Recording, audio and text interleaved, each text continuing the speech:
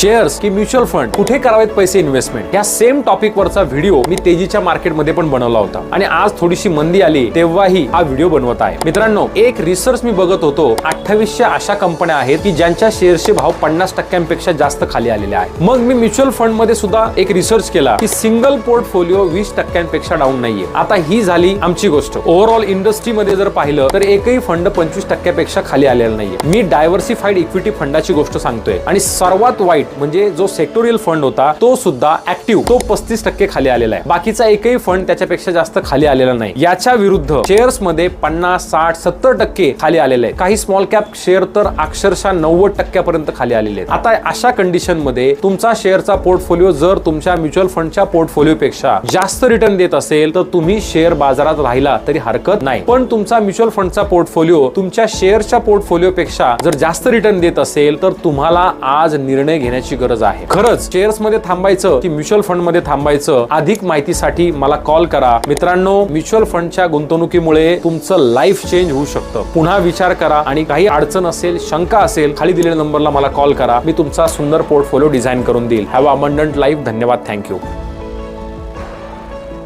Mutual fund investments are subject to market risks. Read all scheme related documents carefully.